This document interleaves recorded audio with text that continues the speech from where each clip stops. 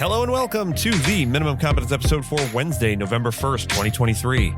I'm your host for today, Andrew Leahy, a tax and technology attorney from New Jersey. In today's episode, we have SCOTUS taking up the Trump too small trademark claim, SBF case heads to closing arguments, DJTJ to testify in his father's trial, and the new bar exam gains traction. Let's put our costumes on and stroll through a graveyard to give grieving people an awesome story and read today's legal news. On this day in legal history, November 1st, 1943, the Federal Office of Price Administration implemented rent control in New York City. This day in legal history marks a crucial transition in the regulatory landscape of New York City's housing market. In 1943, amidst the economic upheavals of World War II, the Federal Office of Price Administration took a decisive step to mitigate the inflationary pressures of a wartime economy by issuing regulations that froze rents in New York City at the levels of March 1st, 1943. This action, born out of the Emergency Price Control Act, or EPCA, signed by President Franklin D. Roosevelt in 1942, sought to create a balance in a market where resources were overwhelmingly directed towards the war effort, including housing, which was now a scarce yet obviously essential commodity. The federal initiative on rent control was a precursor to a more localized approach that would follow in the ensuing years. As the war concluded and the Emergency Price Control Act was allowed to expire on June 30th, 1947, it paved the way for the Federal Housing and Rent Act of 1947, which commenced on July 1st of the same year.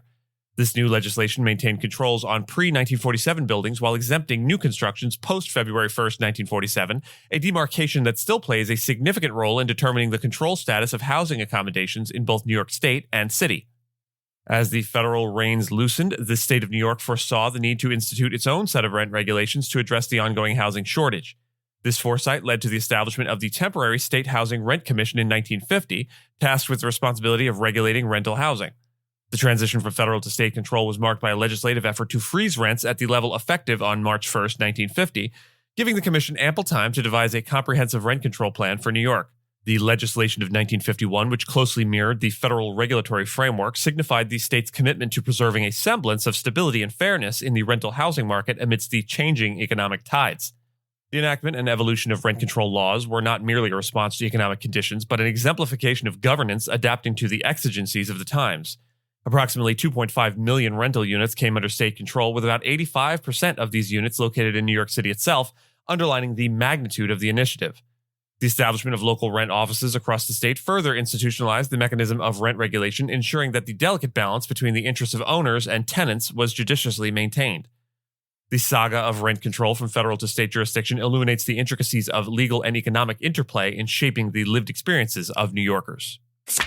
The U.S. Supreme Court is set to examine the legality of a trademark application for the phrase "Trump too small" made by California attorney Steve Elster amidst objections from the U.S. Patent and Trademark Office. This case emerges as a notable dispute exploring the boundaries between trademarks and constitutional free speech rights. The trademark, intended for use on T-shirts, is seen by Elster as a means to critique former President Donald Trump's governing style, with its roots in a 2016 debate exchange concerning Trump's hand size. The Patent and Trademark Office initially denied the application, referencing a 1946 law that restricts the use of an individual's name in a trademark without consent. However, a federal appeals court later supported Elster, positing that constitutional free speech protections outweighed the cited privacy and publicity rights of public figures in this scenario. Now, as the matter escalates to the Supreme Court, the justices are to consider the appeals court's reversal and the larger interplay of free speech rights within trademark law. The court's decision, anticipated by June's end, follows its recent trend of overturning trademark laws on free speech grounds, as seen in cases concerning the rock band The Slants and artist Eric Brunetti. The Biden administration argues that the current law differs as it aims to prevent exploitation of names for commercial gain rather than restricting viewpoint-based speech. They note that while the law doesn't bar Elster from using the phrase, it considers the trademark as a condition on a government benefit, not a restriction on speech. On the flip side, Elster contends that such a law could be misused by public figures to suppress criticism, pointing out inconsistencies in trademark approvals for political phrases. The outcome of this case could potentially redefine the intersection of trademark law and free speech, particularly as it pertains to public figures and political discourse. The fraud trial concerning Sam Bankman-Fried, founder of the FTX cryptocurrency exchange, is nearing its conclusion as closing arguments are scheduled to be presented. This follows a year after FTX's bankruptcy, which led to significant financial market shock and wiped out Bankman-Fried's estimated $26 billion fortune. U.S. prosecutors have charged him with committing a monumental financial fraud, allegedly stealing $8 billion from customers, marking one of the largest financial frauds in U.S. history. Bankman-Fried pleaded not guilty to the charges and even took to the stand in his own defense, facing rigorous cross-examination from prosecutors. Over the course of the trial, which included 15 days of testimony, key accusations came from 3 of Bankman-Fried's former close associates who, after pleading guilty, testified against him. They claimed he directed them to carry out financial crimes, including misappropriating FTX customer deposits and misleading lenders and investors regarding the financial health of FTX and his other venture, Alameda Research. Prosecutors argue that the misappropriated funds were used to settle debts, make speculative investments, and contribute to U.S. political campaigns. They also accused Bankman-Fried of false advertising to attract customers to FTX by misrepresenting the safety of their funds and the financial health of the exchange. In his defense, Sam Bankman-Fried portrayed himself as a busy CEO who delegated operational details to subordinates, admitting to mistakes but denying any fraudulent intent or theft. However, the prosecution sought to challenge this narrative by highlighting discrepancies in his statements regarding the safety of customer funds and the independence of Alameda from FTX.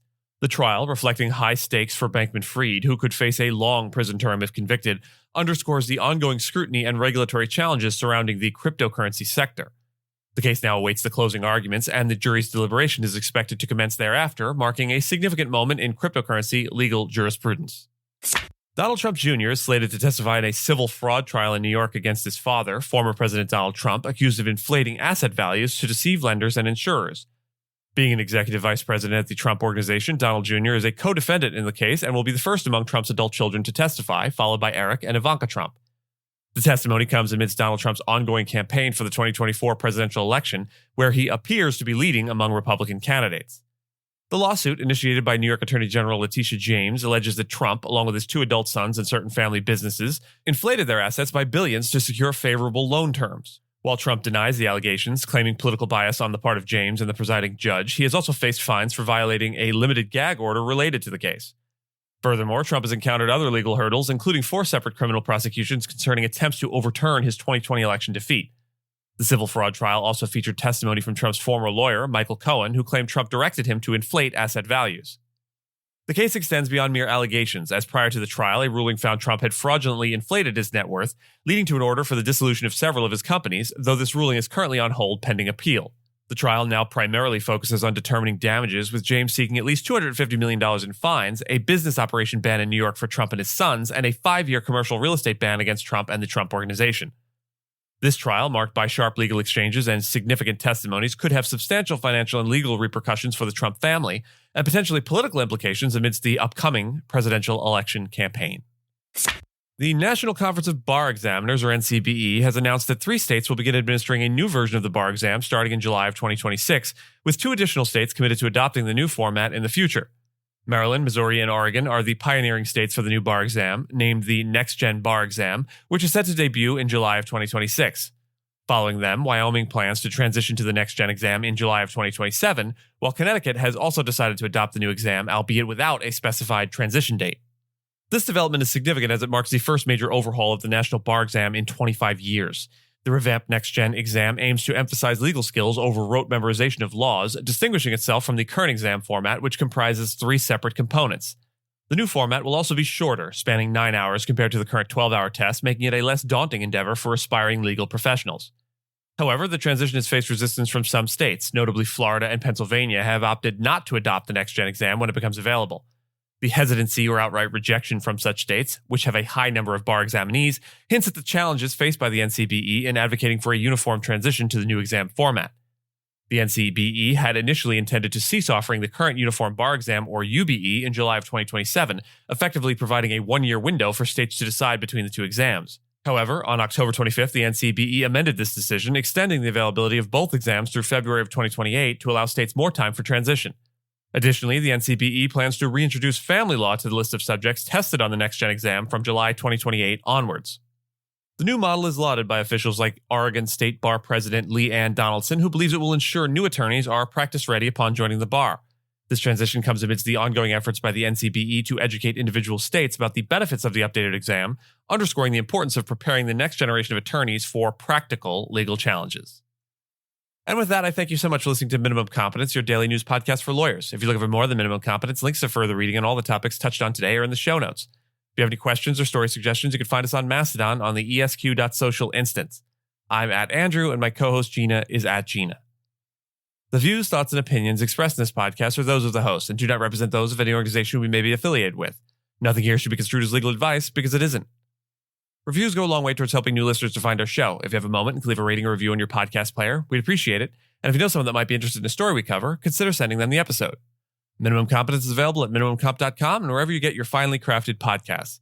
If you haven't checked out the website in a while, give it a look. There are complete transcripts and resources for each episode and its corresponding segments, as well as an opportunity to receive new episodes in email newsletter form. All of the links to stories we cover will also be available on links.esq.social, which is our link aggregator in the Fediverse. We'll see you back here tomorrow, and until then, did you know candy corn is neither candy nor corn? It's actually vile poison.